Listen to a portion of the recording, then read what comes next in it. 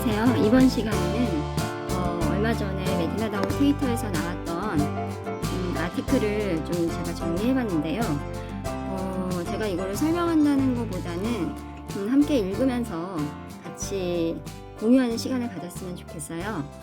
여기 어떤 게 나왔냐면은 우리가 지금 암호화폐를 많이 이용하고 있는데 암호화폐도 여러 가지 형태가 있다는 거예요. 그래서 그거를 굉장히 간단하고 이해하기 좋게 설명하고 있습니다. 제가 한번 읽어보겠습니다.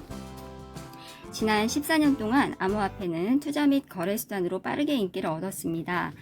디지털 또는 가상 통화라고도 하는 암호화폐는 전통적인 금융 시스템을 업그레이드 하려고 시도하고 있습니다.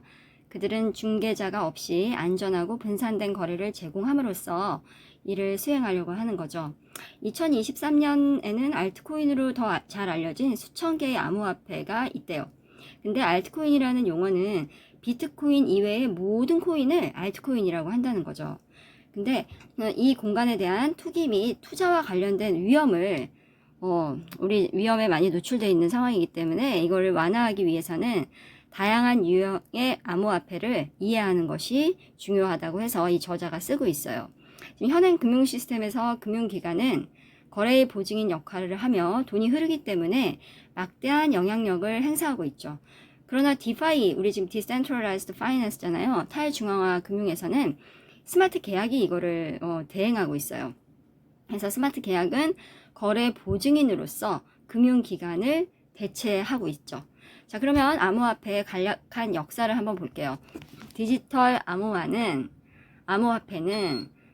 암호화죠. 암호화폐라기보다 1983년에 익명의 암호화 전자화폐를 제안한 사람이 있었는데 아마 여러분들도 이분 많이 들어보셨을 거예요. 데이비드 차움이라고 이제 비트코인에 대해서 좀 공부하시려는 분들은 이분의 말을 반드시 들어봤었을 겁니다. 이분이 먼저 전자화폐를 시작을 했거든요. 이런 개척지와 같이 이게 풍부한 역사를 가지고 있어요. 이분은 이런 거를 했다가 좀 망했어요. 망했는데 왜 망했냐면은 그 중개인을 이게 이제 그 뭐라고 할까요? 거래 완결성이라고 하는 게 있는데요. 예를 들어서 우리 화폐의 기능을 하려면은 내가 B에게 줬으면은 나는 없어지고 B가 생겨야 되는데 그 당시에는 그렇게 되지 않았어요. 그래서 거래 완결성을 위해서 중간에 중개자를 넣어서 그렇게 시도를 했죠. 근데 어쨌든 뭐 그런 저런 이유 때문에 이 회사가 조금 흥하려고 하다가 망했어요.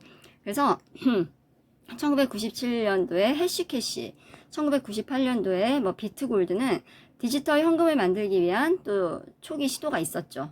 자, 비트코인은 이제 2008년도에 사토시 나카모토가 만든 최초의 탈중앙화 암호화폐이고요. 거래의 완결성을 실현한 암호화폐예요. 즉, 비트코인 Peer-to-Peer Electronic Cash System이라는 백서를 발표를 했죠.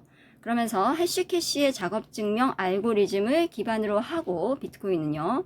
그래서 위에 초기 실험하신 분들이 많이 계셨잖아요. 데이비드 차움의 뭐 디지털 캐시하고 또 해시캐시 또 비트골드 이런 것들을 바탕으로 해서요. 요거를 좀 개선해서 우리가 비트코인이 나온 거예요. 우리가 역사를 보면은 갑자기 위대한 발명이 한꺼번에 나온 게 없어요. 다 그 전에 조금 단계들이 있거든요. 자, 그래서 그 역사를 통해서 지난 14년 동안 수천 개의 코인이 시장에 출시되었죠. 비트코인과 이더리움이 여러 가지 암호화폐가 있음에도 불구하고 여전히 시장에서 지배적인 두 개의 코인이죠. 자, 그럼 암호화폐 채굴에 대해서 좀 말씀을 드려볼 건데요. 암호화폐 채굴은 복잡한 수학 방정식을 풀어서 비트코인 블록체인에서 거래를 검증하는 과정을 말하는 거예요.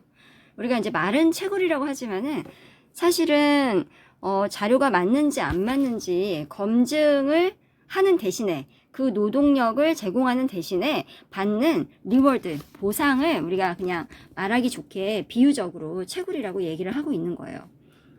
그래서 채굴의 가장 일반적인 형태는 POW, 작업 증명 방식이죠. 이거 Proof of Work. 그러니까 작업 증명, 그러니까 뭔가 컴퓨터 연산 작업을, 컴퓨터가 작업을 해가지고 이 자료들을 검증을 해주는 거예요. 이거는 상당한 계산 능력과 에너지 소비가 필요한데 채굴자들, 즉 이 연산을 하기 위해서 컴퓨터를 제공한 그분들의 노력에 대해서 새로 생성된 코인으로 보상을 받는 것을 우리가 채굴이라고 얘기하는 거죠. 자, 그러면 지금 현실 세계에서 얼마나 많은 암호화폐가 있을까요? 소매 시장에서 사용할 수 있는 수천 개를 구성하는 가장 일반적인 유형의 알트코인에는 가치 저장용 암호화폐 및 알트코인 유틸리티 토큰, 스테이블 토큰 및 중앙은행 디지털 통화가 있다고 얘기를 하고 있어요. 네 가지 종류가 나왔죠. 가치 저장소의 역할을 하는 암호화폐, 그 다음에 유틸리티 토큰, 그 다음에 스테이블 토큰, 그리고 국가가 발행하는 CBDC, 이렇게 네 가지 종류가 있어서 하나씩 살펴보겠습니다. 가치 저장소 암호화폐. 가치 저장소 역할을 하는 디지털 자산입니다. 이런 게 뭐가 있을까요? 비트코인, 라이트코인, 이런 애들이 가치 저장소 역할을 하는 암호화폐고요. 이들은 교환 매체 역할을 하고 전체 공급이 제한된 작업 증명 블록체인에서 작동함으로 본질적으로 희소합니다. 왜냐면은 공급이 딱 정해져 있어요. 그리고 작업을 해야지만 얻을 수 있어요. 그래서 기본적으로 이 성질은 희소성이 있습니다. 이 두 코인은 모두 탈중앙화되어 있어요. 그래서 정부나 금융기관의 통제를 받지 않아요.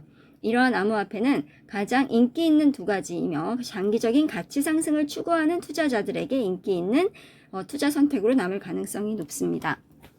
우리가 비트코인으로 물건을 거래하는 날이 오기도 하겠지만 지금 현재 비트코인 가격이나 수수료를 봤을 때는 비트코인의 가치를 인정하고 장기 보유하신 분들이 주로 비트코인이 유용하지 단기적으로 샀다 팔았다 하는 분들한테는 비트코인이 그렇게 썩 좋은 역할은 못했던 걸로 역사적으로 알려지고 있어요. 그 다음에 첫 번째 가치 저장소, 두 번째 유틸리티 토큰인데요. 유틸리티 토큰은 블록체인 네트워크에서 특정 용도로 사용된대요. 그래서 이 용도를 통해서 사용자는 해당 네트워크에서 서비스 비용도 지불하고요. 또는 거래 완료도 시키고요. 이런 작업을 수행할 수 있다는 거예요. 그럼 유틸리티 토큰의 몇 가지 예는 어떤 거가 있을까요? 한번 보시죠. 유틸리티 토큰에는 혹시 디센트럴랜드라고 들어보셨는지 모르겠는데 메타버스에서 뭐 땅 사고 팔고 막 이런데요. 이 마나라는 이런 토큰이 있는데 여기는 디센트럴랜드의 기본 통화는 디센트럴랜드 메타버스용 사내 크립토인 마나라고 있어요. 이거를 뭐 매너라고 읽기도 하고 MANA라고 읽기도 하는데 어쨌든 메타버스에서 아이템은 요 IA로만 구매할 수 있어요. 그래서 디센트럴랜드에서 뭔가를 하려면은 다 이 MANA 마나라고 하는 애를 사야만 합니다.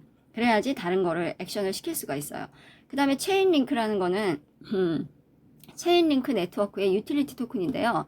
체인링크는 스마트 계약을 실제 데이터 및 시스템과 연결하는 분산형 오라클 네트워크입니다. 근데 스마트 계약이라는 게 있는데 이게 시스템하고 연결이 돼야지 작동을 하잖아요. 또 실제 데이터를 가지고 연결을 해야 되고 이 연결하는 오라클 네트워크, 이게 뭐라 그럴까, 운용 네트워크를 체인링크라고 하는데요.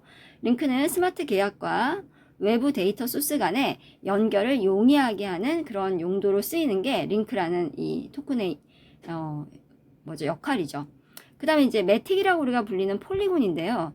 매틱 토큰은 네트워크의 보안과 안전성을 유지하는 담보로 폴리곤 네트워크를 보호하는 데 사용된다고 해요. 자, 문을 열고 방에 들어가는데 필요한 열쇠로 유틸리티 토큰을 고려하십시오. 이렇게 나왔는데요.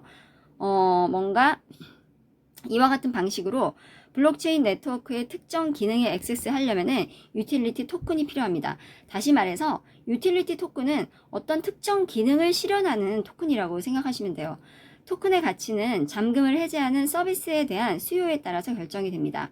이 서비스의 수요가 많아지면 토큰을 많이 가지려고 하기 때문에 토큰의 가치가 올라가겠죠. 그래서 서비스가 좋아야 이 유틸리티 토큰은 가치가 올라간다는 거 잊지 마시기 바랍니다. 자, 그 다음에 이제 세 번째 우리가 볼 수 있는 종류 중에 스테이블 코인이 있어요. 스테이블 코인. 자, 말 그대로 스테이블하다는 건데요. 뭐가 스테이블하다는 걸까요? 가치가 스테이블, 가치 고정이라는 겁니다. 스테이블 코인은 미국 달러나 금과 같은 명목 화폐와 비교해서 1대1 가치를 유지하도록 되어 있어요. 그래서 투자자와 거래자에게 더 예측 가능하고 덜 위험합니다. 왜냐하면 가격이 변동이 되지 않으니까요. 암호화폐 시장의 변동성을 최소화하고 일상적인 거래에 암호화폐를 더 쉽게 사용할 수 있는 방법을 제공을 하고 있어요. 스테이블 코인이 없었으면은 우리가 변동 가능성 있는 A라는 토큰과 또 B라는 토큰이 그때그때 가격이 변하기 때문에 도대체 우리가 어떤 가치를 지금 거래하고 있는지도 아마 망각할 수 있는 그런 상황이 될 수도 있거든요. 근데 스테이블 코인이 있다 보니까 암호화폐 거래에서 내가 어느 정도의 가치를 가지고 이거를 샀다 팔았다를 하는구나, 거래를 하는구나, 이걸 알 수 있을 것 같아요. 근데 이 스테이블 코인에도 여러 가지가 있는데요. 대표적인 거 3가지를 한번 알아볼게요. 다이라는 게 있어요. 다이. 이건 이더리움이 만든 스테이블 코인으로서 전통적인 명목 화폐가 아닌 암호화폐로 뒷받침이 됩니다. 자, 이건 무슨 내용이냐면요. 원래 우리가 어떤 화폐를 예를 들어서 금본위 화폐다 그러면은 금이 있어야 화폐가 나오는 거예요. 금이 없으면 화폐를 발행할 수가 없어요. 그런데 우리가 이제 스테이블 코인이라고 하면 주로 진짜 달러를 넣어놓고 그 달러만큼 암호화폐를 발행하는 건데요. 이 다이라는 거는 그 전통적인 명목 화폐 달러가 아닌 암호화폐가 보증이 돼서 스테이블 코인으로 만들어진 그런 화폐라고 얘기하는 거예요. 그 다음에 USD 코인, USDC라는 거는 코인베이스라는 미국의 최대 거래소가 있거든요. 암호화폐 거래소죠. 여기에서 발행한 스테이블 코인으로 미국 달러에 고정되어 있어요. 뭐가요? 가격이요. 항상 1달러라고 생각하시면 됩니다. 그 다음에 테더, 우리가 제일 많이 거래하는 거죠. USDT.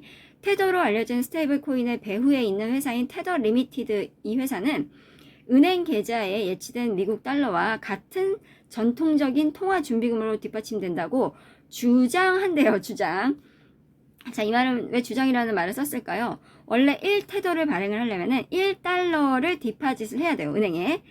그래서 10,000테더가 시중에 나와 있다면은 10,000달러가 은행에 있다는 거를 라고 똑같이 생각을 하면 되는데 정말 그럴 것인가? 우리가 의문스러울 수 있다는 거죠. 뭐 누구는 70 몇 프로만 달러가 있다 이렇게 얘기하는 사람도 있고, 이 회사에서는 아니다 우리 100%다 달러로 있다 이렇게 얘기를 하는데, 사실은 이 뒷받침되는 이 가치를 뒷받침하는 것이 어떤 것인가가 제일 중요합니다. 스테이블 코인은 테더가 100% 달러로 예치를 해놨다고 하지만 진짜 그럴 것인지는 좀 퀘스천이죠. 물론 우리는 그렇다고 생각을 하고 거래를 하고 있지만요. 그래서 테더 이슈라고 많이 얘기를 합니다. 하지만 지금 제일 그래도 안정적이고 거래를 많이 하는 스테이블 코인은 테더라고 할 수 있어요. 자, 그 다음에 4번째 종류를 한번 볼까요? 중앙은행 디지털 통화. 4번째 종류인데요. 이거는 센트럴 뱅크 디지털 커런시의 줄임말인 CBDC라고 우리가 주로 불러요.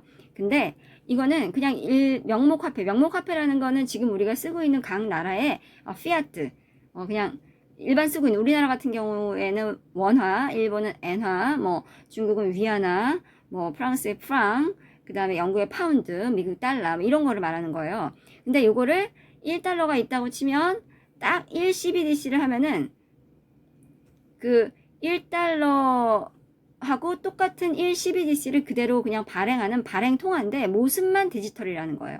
내용은 똑같습니다. 종이돈이나 1 CBDC 달러나 똑같다는 거예요. 그래서 CBDC는 전 세계 중앙은행들 사이에서 주목을 받고 있는 비교적 새로운 개념입니다. 그들의 목적은 암호화폐의 장점과 전통적인 통화의 안정성 및 규제를 결합하는 겁니다. 암호화폐 장점 반드시 있죠. 안정성, 뭐 탈중앙화, 뭐 여러 가지 있습니다. 이것과 전통적인 통화, 종이돈이죠. 종이돈. 이거는 지금 국가에서 규제하기 때문에 되게 안정화돼 있죠. 그죠?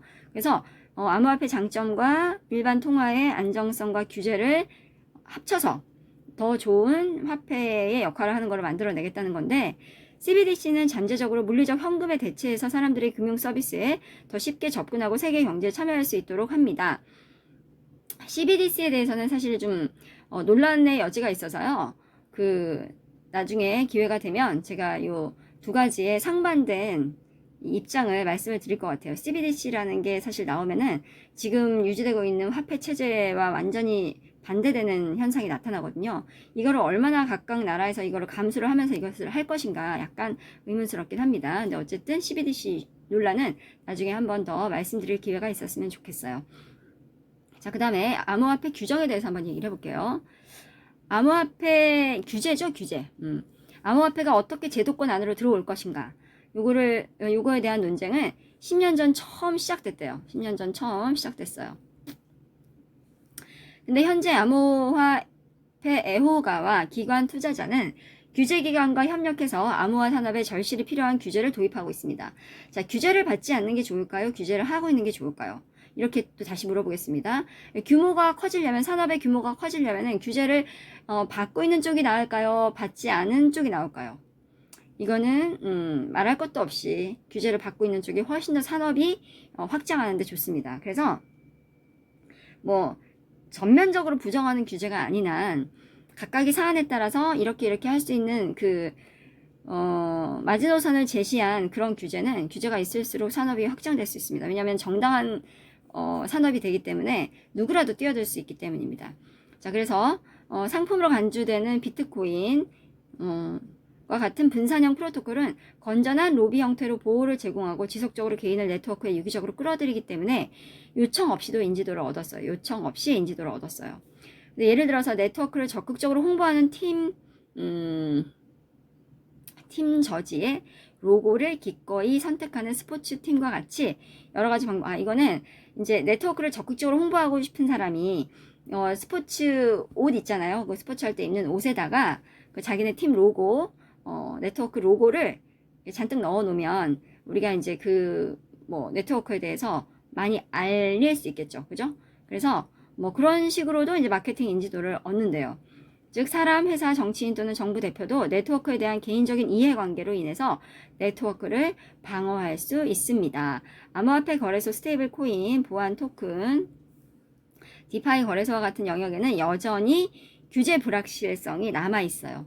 근데 사실은 규제가 좀 건전하게 됐으면 좋겠어요. 그냥 무조건 안 된다. 이거는 정말 시대에 뒤떨어진 발상이라고 저는 생각을 합니다.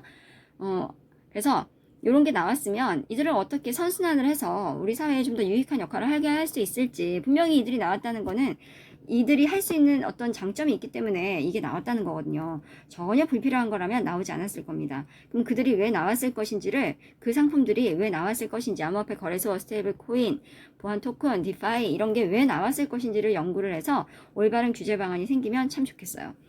그래서 미국은 증권거래위원회와 상품선물거래위원회가 비트코인을 다른 알트코인과 달리 증권이 아닌 상품으로 비공식적으로 분류하는 등 규제의 글로벌 기준을 마련할 것으로 보입니다. 이제 아래에서 자세히 설명할 하위 테스트를 통과하지 못하기 때문에 이런 논란들이 일어나는데요. 또 하위 테스트라는 게 도대체 뭘까요? 한번 다시 보겠습니다. 하위 테스트에서는 여기 미국 대법원에서 4가지 기준에 해당할 경우에는 투자를 보고 증권법을 적용하도록 하는 건데요. 가상자산에 대해서도 이 아래 4가지 기준에 해당하면 증권거래위원회가 증권성 여부를 판단을 할 걸로 보여져요. 그래서 증권이라고 얘기를 할 것 같은데 하위 테스트에 대해서는 이런 게 있으니까 좀 이해를 해보시고, 자, 이제 요거는 제가 이제 연합 인포맥스에서 따온 거고요. 밑에서도 이제 합의 테스트에 대해서 내용이 나오니까 한번 볼게요. 유럽에서 EU가 2022년 작업증명 금지에 반대표를 던진 것도 POW, 즉 작업증명 블록체인을 사용하는 암호화폐 수용을 향한 긍정적인 움직임으로 여겨졌습니다. 오늘날 암호화폐를 둘러싼 큰 문제는 이러한 코인을 상품 또는 증권으로 정의하는 방법입니다. 이걸 어떻게 해야 될까요? 자, 보안 또는 상품? 하위 테스트란 무엇입니까? 자, 하위 테스트에 대해서 알아보겠습니다. 암호화폐는 빠르게 진화하고 복잡한 금융 분야이며 그 진화와 성장을 둘러싼 큰 질문 중 하나는 이러한 디지털 자산을 상품으로 규제할 것이냐, 증권으로 규제할 것이냐. 그래서 어떻게 분류되느냐에 따라 가지고 규제법이 다른데요. 답은 암호화폐가 전 세계의 다양한 관할권에서 규제되고 거래되는 방식에 중요한 영향을 미칩니다. 하위 테스트는 투자 계약 또는 이 경우 암호화 코인이 미국 연방증권법에 따라서 보안으로 간주되는지 여부를 결정하는 데 사용되는 법적 프레임워크입니다. 앞으로 상품으로 식별되는 블록체인이 증권인 경우에는 암호화 회사는 토큰을 제공하기 전에 특정 장애물을 통과해야 한다는 것을 이해하는 것이 중요합니다. 여기서 허가를 해줘야 되겠죠. 그죠? 증권이라고 우리가 규제가 되면 규제법을 따라야 하기 때문에 규제법에서 통과가 돼야지만 아마 암호화폐 발행이 될 텐데, 이것은 또한 이러한 보안 토큰의 구매 및 판매를 제공하는 중앙집중식 거래소가 조치를 취하고 정부 법률에 따라서 행동한다는 것을 의미합니다. 사실은 암호화폐가 처음에 비트코인 나왔을 때는 중앙화 거래소가 있다는 걸 사실 배제시키고 나왔지만은 사람이 참 거래하려다 보니까 탈중앙화를 외치던 비트코인이 중앙화 거래소에서 거래되고 있는 이런 좀 재밌는 역설적인 상황이 발생을 했는데요. 어쨌든 지금은 그런 거래소가 많이 있는 상황이니까 그런 거래소가 어떤 조치를 취하게 되겠죠. 법적 근거에 따라서. 그래서 정부 법률에 따라서 행동을 하게 되겠죠. 그렇지 않을 경우 이들의 회사는 어떻습니까? 벌금이나 법적 조치의 형태로 규제 대상이 될 수 있어요. 그러면 암호화폐가 도대체 상품인지 증권인지 이해하려면 4가지 질문에 답을 해야 됩니다. 4가지 질문에 대해서 보겠습니다. 이 4가지 질문은 하위 테스트에서 암호화폐 또는 투자 계약이 보안으로 분류되기 위해서 충족되어야 하는 4가지 주요 기준으로 식별되며 다음과 같이 정의할 수 있습니다. 투자자가 투자에 돈을 넣습니까? yes 했어요. 투자 수익에 대한 기대가 있었습니까? 이거를 사면은 여기다 돈을 투자하면 어느 정도 수익이 있을 거야 라고 기대가 있었습니까? 기대가 있었어요. 그럼 또 yes가 되겠죠. 일반 기업에 대한 투자였습니까? 요거는 잘 모르겠어요. 투자의 발기인 스폰서 또는 관리자와 같은 다른 사람들의 노력에 의해서 예상되는 이익이 나왔습니까? 요것도 잘 모르겠습니다. 그래서 투자 계약이 미국 연방증권법에 따라서 증권으로 간주되려면 위에서 물어보는 4가지 대답에 yes가 나와야 돼요. 근데 질문 중 하나라도 아니오라고 답을 한 경우에는 해당 투자는 증권으로 간주되지 않고 증권법의 규제를 받지 않아요. 그래서 하위 테스트는 증권거래위원회 SEC와 같은 규제기관이 금융상품이 증권인지 여부를 결정하는 중요한 도구이고요. 암호화폐 오퍼링을 포함한 다양한 유형의 투자를 평가하는 데도 사용됐습니다. 이것 단지 증권만 하거나 암호화폐만 하거나 그런 게 아니라 뭔가 이게 증권 아니야? 라고 의심이 드는 거는 모두 다 이 하위 테스트를 통과하게 되어 있어요. 자, 그래서 요거는 사실 우리가 얘기할 건 아니고 관계 당국이 어떻게 해야 될지는 우리가 두고 볼 일입니다. 자, 그 다음에 암호화폐 거래소에 대해서 우리가 좀 알아야 될 내용을 보겠습니다. 자, 암호화폐 거래소는 사용자가 비트코인 및 이더리움과 같은 다양한 유형의 암호화폐를 구매, 판매, 거래할 수 있는 디지털 마켓플레이스의 역할을 하죠. 이 거래소는 디지털 자산 또는 암호화폐 거래를 용이하게 하는 전통적인 주식시장 거래소하고 굉장히 유사합니다. 그래서 증권거래 해보신 분들은 암호화폐 거래소에서 금방 거래하세요. 자, 암호화폐 거래소에는 중앙집중식 거래소가 있고 분산형의 2가지 유형이 있어요. 코인베이스와 바이낸스 같은 거, 우리나라 같은 경우에는 업비트겠죠. 이런 경우에는 회사가 소유하고 운영하고 중앙집중식 거래소로 우리가 거래를 하게 됩니다. 자, 이거는 그들은 사용자가 거래하기 전에 자금을 계좌에 예치하도록 요구합니다. 우리도 암호화폐 사려면 원화 넣어야 되잖아요. 그죠? 그런 다음에 사용자는 명목 화폐에 대한 암호화폐 구매 및 판매 주문을 실행할 수 있습니다. 예를 들어서 업비트를 예를 들면은 원화로 암호화폐 살 수 있잖아요. 그 말을 하는 거예요. 자, 그 다음에 유니스왑 및 팬케이크스왑 같은 탈중앙화 거래소는 DEX라고 우리가 주로 얘기하거든요. DEX, Decentralized Exchange. 거래소는 중개인과 같은 거래소의 개입이 없이 P2P, 즉 개인 간의 거래를 할 수 있도록 운영이 되고요. 사용자가 서로 직접 거래할 수 있어요. 그 다음에 중앙집중식 거래소, 이거를 CEX라고 하는데 이런 거 CEX예요. 그래서 이 CEX는 Centralized Exchange라는 건데요. 사람들을 많이 모으기 위해서 고급 기능과 더 큰 유동성을 제공을 하죠.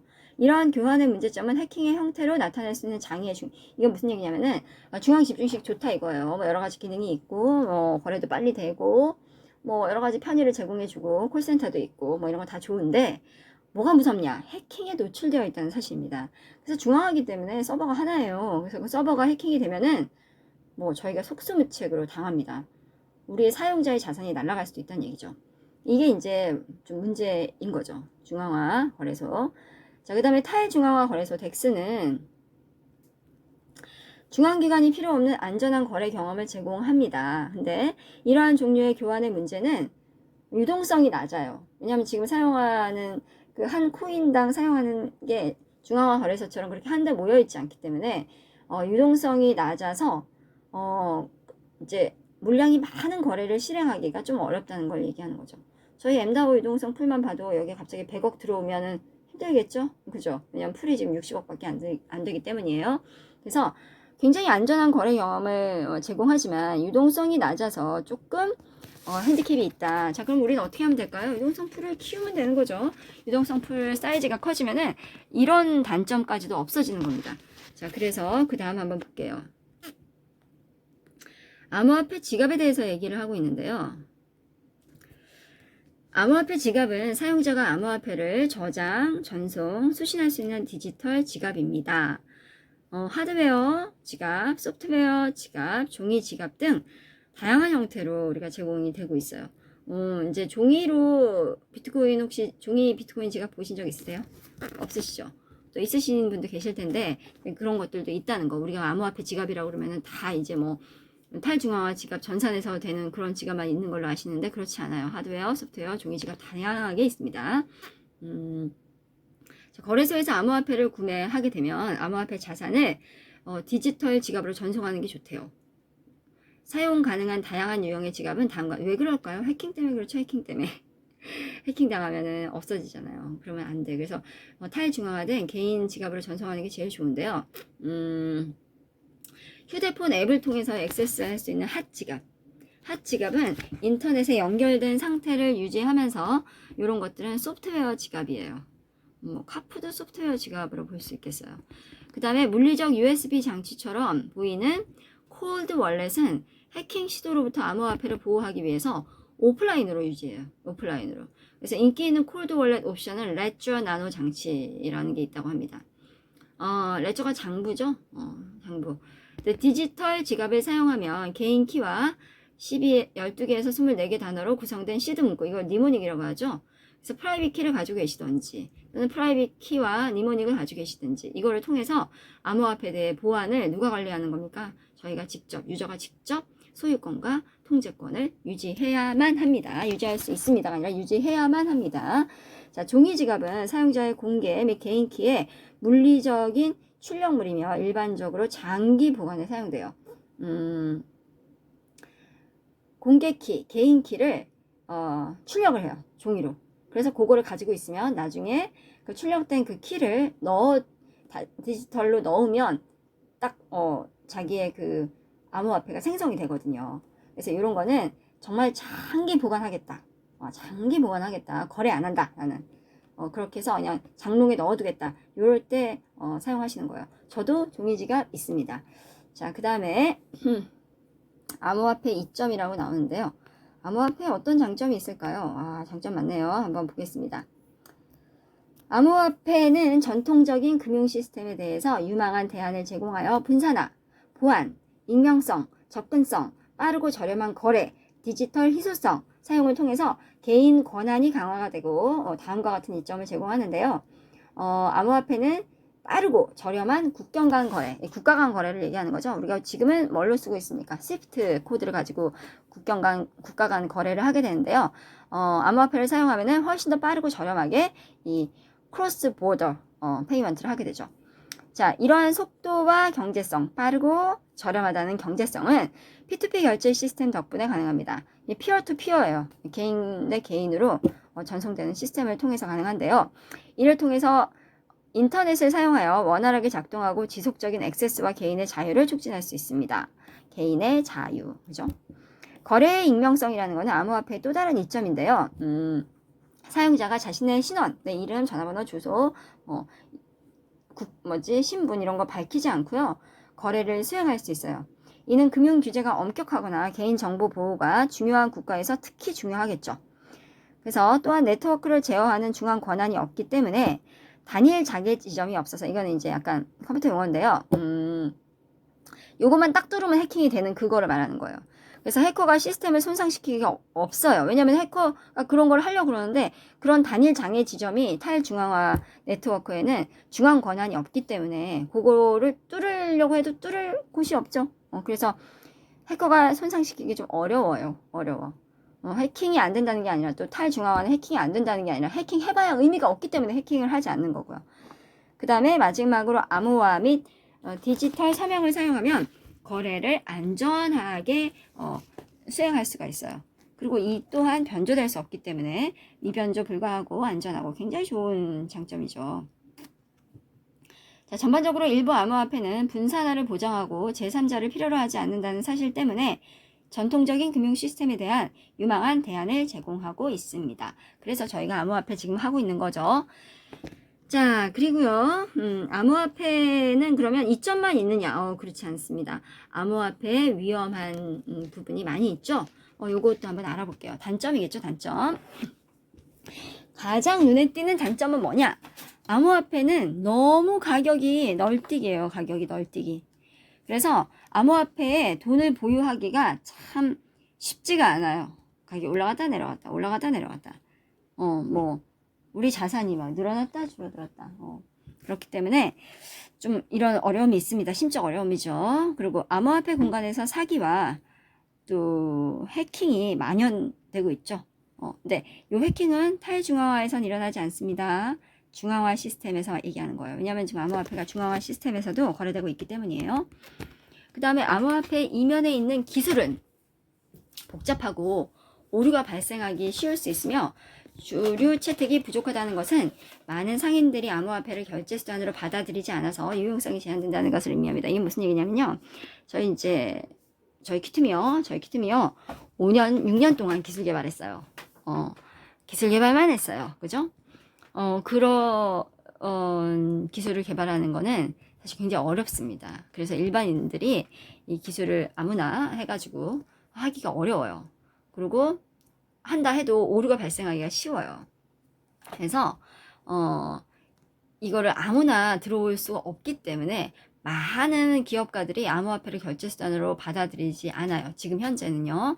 그래서 우리가 일반 그런 통화처럼 마음껏 사용하기는 지금은 좀 어렵죠.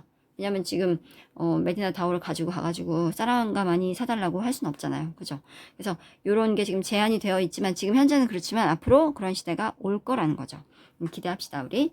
자, 그리고 많은 정부가 이 기술에 대해서 신중한 접근 방식을 취하고 있어요. 이제 말이 신중한 접근 방식인데요. 우리나라는 지금 뭐 안 되는 게 너무 많죠? 그죠? 그래서 이게 이제 신중한 접근 방식이라는 게 이게 받아들이지 않는 나라가 많이 있다는 겁니다. 우리나라는 그래도 굉장히 그나마 좀 번거롭게만 만들어놨지 하지 않게 만들어 놓은 건 아니어가지고. 그런데 또 게임 같은 경우는 뭐 플레이 투 earn 이런 건 하지 말라고 돼 있잖아요. 그죠? 그리고 또 중국 같은 경우에는 아예 뭐 채굴이 전면 금지되어 있기 때문에 거래소도 지금 금지시키고 있잖아요. 이런 것들이 지금 신중한 접근 방식이라고 얘기를 하고 있는 거예요. 규제를 통해서 하고 있는데요. 규제는 암호화폐 공간에서 중요한 관심사로 남아있죠. 건전한 규제는 산업을 확장시키지만 무분별한 규제는 우리가 다음 세대로 넘어가는 기회를 박탈할 수도 있죠. 그죠? 그래서 소비자 보호가 제한되고 나쁜 행위자에 대한 책임이 없으면 무고한 당사자에게 재정적 손실이 발생할 수 있죠. 그래서 우리가 이제 소비자 보호나 안정성 이런 거를 위한 규제는 필요하지만 무턱대고 안 된다라는 거는 조금 배제해야 될 것 같아요. 그래서 암호화폐와 불법 활동의 연관성은 문제를 더욱 악화시켜서, 그리고 불법 활동하시는 사람이 불법 활동하는 사람이 자꾸 암호화폐를 가지고 뭔가를 하게 되면은 암호화폐를 가지고 사기를 친다거나 암호화폐를 가지고 무슨 공갈 협박을 한다거나 이런 거, 저도 랜섬웨어 걸려봤지만요. 이런 불법 활동하시는 사람들이 암호화폐를 많이 사용을 하게 되면은 마치 암호화폐가 무슨 불법 활동인 것처럼 이렇게 심리적인 어려움을 악화시킬 수가 있어요. 그래서 이 사람들이 수용을 해줘야 되는데 이런 기술에 대해서 수용하기 어렵게 만들 수 있다는 거죠. 암호화폐는 불법 활동하는 사람들이 쓰는 화폐가 아닙니다. 불법 활동을 하는 사람들은 현찰 달러를 제일 많이 쓰세요. 자, 그래서 암호화폐에 대한 이상한 오명이라고 할까요? 여기에 대한 오해는 없었으면 합니다. 자, 마지막으로 특히 코인 채굴 과정에서 관련된 암호화폐 환경적 영향에 대한 지속적인 논쟁이 있어요. 이게 비트코인 이런 것들이 POW로 채굴하는 여러 가지 그런 코인들이 전기를 너무 많이 쓴다는 거죠. 왜냐면은 POW라는 게 그 워크라는 게 컴퓨터 연산 작업이기 때문에 전기를 많이 쓰긴 씁니다. 그래서 많은 전기를 생산하기 위해서 전기를 생산하면 또 환경 오염이 되는데 얘네들이 너무 전기를 많이 써서 전기를 더 많이 생산해야 돼서 환경오염이 이루어진다. 이런 내용인데요. 이거는 그냥 단순하게 보면 이렇게 생각할 수 있지만은 이 버리는 전력을 잘 이용을 하면은 환경에 되려 도움이 되는 경우도 있습니다. 거기에 아주 선발 주자가 우리 미어 에너지죠. 미어 에너지. 아주 신박한 방법으로 요거를 해결했습니다. 환경에도 도움이 되고 채굴에도 도움이 되는 어떻게 두 마리 토끼를 잡았을까요? 여러분 궁금해 해주시기 바랍니다. 이제 미어 에너지에 대해서도 이제 시간 지나면은 계속 얘기가 나올 거니까 저희 그 미디엄 아티클에 굉장히 이런 내용 많아요. 너무 길어가지고 제가 안 올렸는데 여러분들을 위해서 뭐 어차피 이제 너무 기니까 지금 너무 길잖아요. 들으실 분만 들으실 것 같아서 제가 어쨌든 길어도 올려볼 생각입니다. 그래서 거기에 궁금하신 분은 그거 보시면 될 것 같고요. 그리고 어떤 사람들은 이제 채굴에 필요한 에너지 소비가 과도하고 지속 불가능하다고 주장하는 반면에 다른 사람들은 재생 가능한 에너지원이 이러한 우려를 완화할 수 있다고 믿습니다. 우리 미어 에너지는 정말 좋은 방법으로 이거를 해결했죠. 이건 다음에 개봉박두. 자, 그리고요. 암호화폐 미래에 대해서 잠깐 알아보겠는데요. 더 많은 개인과 기업이 분산되고 안전한 금융거래의 이점을 인식함에 따라서 암호화폐에 대한 미래는 유망해 보입니다. 한편으로 암호화폐 기술이 제공하는 분산화 및 보안은 보다 효율적이고 투명하고 안전한 시스템으로 이어질 수 있죠.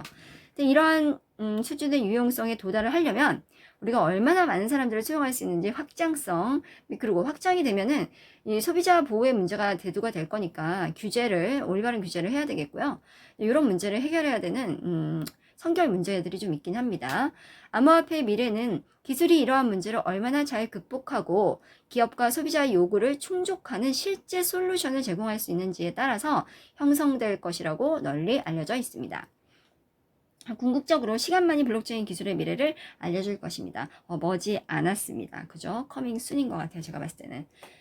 저희 키트미어 기술도 대단히 많이 올라왔기 때문에 널리 퍼지기만 하면 여러 가지 유용한 솔루션이 개발될 거라고 생각합니다. 자, 근데 우리가 이제 암호화폐에서 많이 하는 질문이 뭐가 있는지 좀 알아볼게요. 다양한 유형의 암호화폐는 무엇입니까? 사용 가능한 수천 개의 암호화폐 중에서 가장 인기 있고 널리 거래되는 것은 비트코인, 이더리움, 카르다노, 도지, 테더입니다. 자, 각 암호화폐는 고유한 특성과 목적을 가지고 있으며 일부는 교환 수단을 사용하고 또 다른 일부는 스마트 계약 및 분산 응용 프로그램을 실행할 수 있도록 하고 있죠. 자, 사람들은 암호화폐를 어떻게 사용합니까? 어떻게 사용할까요? 암호화폐를 사용할 수 있는 방법은 여러 가지가 있는데요. 상품 및 서비스를 구매하고 1번, 가치를 저장하고 2번, 그리고 스마트 계약을 입력하는데 3번 사용할 수 있습니다. 누가 암호화폐를 만들었습니까? 자, 비트코인 최초의 암호화폐라고 얘기하고 있는 비트코인은 사토시 나카모토가 만든 최초의 탈중앙화 암호화폐죠. 2008년 비트코인 백서를 발표하면서 만들었어요. 사토시 나카모토가 이게 지금 제대로 된 이름은 아닌 것 같아요. 가명인 것 같죠. 자, 그리고 누가 암호화폐를 채굴할 수 있을까요? 자, 비트코인 네트워크의 마이너들은 복잡한 수학 문제를 해결하기 위해서 경쟁해요. 그래서 복잡한 수학 문제를 해결하면서 제일 빨리 이거를 해결한 사람들에게 보상이 주어지죠. 그래서 퍼즐을 푸는 첫 번째 채굴자가 비트코인으로 보상을 받아요. 10분에 한 번씩 매번 이 연산, 퍼즐 푸는 레이스를 하신다고 생각하시면 돼요. 그래서 10분에 한 번씩 보상을 줍니다. 1등짜리한테요. 그래서 이건 다 오픈소스로 어떻게 되어 있는지 다 오픈이 되어 있기 때문에 개발하시는 분들이나 코딩을 잘 읽으시는 분들은 그 기터브 가가지고 또는 비트코인 그 ORG 가셔가지고요. 그거 하는 거 그대로 연산 따와서 하시면 채굴할 수 있습니다. 근데 이제 경쟁에서 많이 뒤처지겠죠. 왜냐하면 너무나 큰 서버와 너무나 빠른 속도를 가지고 있는 그런 대형 컴퓨터를 막 연결해서 하는 업체들이 있기 때문에 그 업체와 우리랑 비교하면은 너무 저희가 경쟁력이 없겠죠. 자, 그 다음에 누가 암호화폐를 통제합니까? 자, 암호화폐가 암호화폐라고 해가지고 전부 다 탈중앙한 거 아닙니다, 여러분. 암호화폐는 중앙화도 있어요. 그거는 뭐 이제 이름만 암호화폐인 거지. 우리가 원하는 그런 그 사토시 나카모토가 말했던 그 개인 간의 안전한 거래와 중앙에서 중개하는 미들맨이 없는 그런 것들이 아닙니다. 중앙화는요. 근데 만약에 암호화폐가 제대로 된 탈중앙화를 이루었다면 얘는 통제자가 없어요. 그죠? 통제자가 없는 걸 말하는 겁니다. 제3자 또는 권위 있는 인물 이런 걸 우리가 미들맨이라고 하거나 어서리티라고 하는데 이런 거 없습니다. 이들에 의해서 전혀 거래가 영향을 받지 않아요. 그래서 우리가 탈중앙화는 개인 간의 거래다. P2P 거래다. 이렇게 얘기를 하고 있는 겁니다. 좀 다소 길다면 길고 짧다면 짧다는 이 아티클을 저와 같이 읽어 내려가 봤는데요. 정말 저도 숨이 찹니다. 그래서 근데 이건 아주 기본적인 내용이고요. 이것도 모르고 암호화폐를 하시면 안 되죠. 그죠? 그럼 너무 위험합니다. 그래서 이 글을 다시 한번 읽어보시고 제가 이제 올려드릴 거거든요. 저희 단톡방에다가 읽어보시고 좀 기본적인 내용은 숙지를 하신 다음에 어떤 걸 하셔야 되지 않을까 싶어요. 그리고 메디나 다오에서 직접적으로 이거를 봐달라고 아티클을 올린 거기 때문에 우리가 다오의 일원인 이상 이 내용을 잘 이해하시고 숙지하시고 우리 스마트 계약에 임해 주셨으면 감사하겠습니다. 자, 긴 시간 들어주셔서 감사하고요. 다음에 또 다른 정보로 찾아뵙겠습니다. 감사합니다.